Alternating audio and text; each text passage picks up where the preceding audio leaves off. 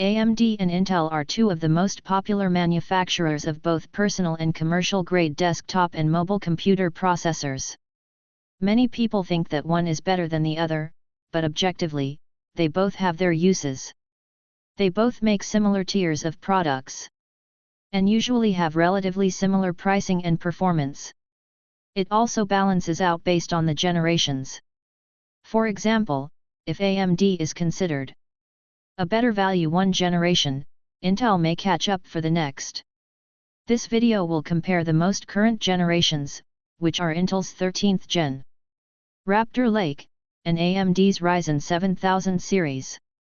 On the low end of the spectrum, there is Intel's current generation i3. In terms of the current generation of AMD's processors, there is not a Ryzen 3 this generation.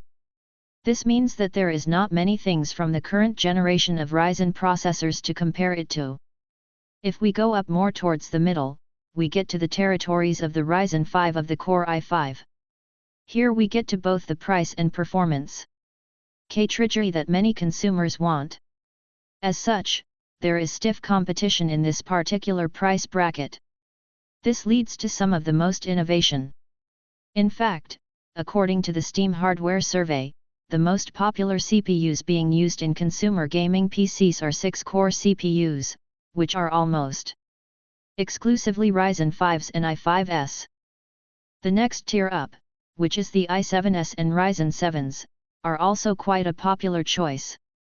These CPUs are targeted towards content creators and other types of professionals who need more processing power than an i5 or Ryzen 5 can give them. They are also targeted towards more high-end gamers. They typically have 8 cores, and are generally in the upper mid-range to lower high-end of both power and price. Additionally, there are the CPUs that have more power than most people will ever need. These are like the i9s and Ryzen 9s. They are much more powerful than any others, ranging from 10 to 12 cores usually. These CPUs are almost exclusively for content creators who are doing things like rendering a big scene in Blender or something like that. Both AMD and Intel also make graphics cards, however the main player in that metaphorical game is Nvidia. Out of the two, however, AMD has a much larger market share of graphics cards. Both AMD and Intel often include coolers with their CPUs.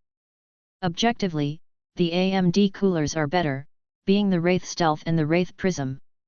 Intel, however, has the Laminar series of coolers currently, which are in and of themselves a massive upgrade from the previous stock coolers. In conclusion, AMD and Intel are both very competent manufacturers of computer silicon. AMD has a much larger section of the graphics market. But due to their lead from time, Intel has a bigger share of the CPU market.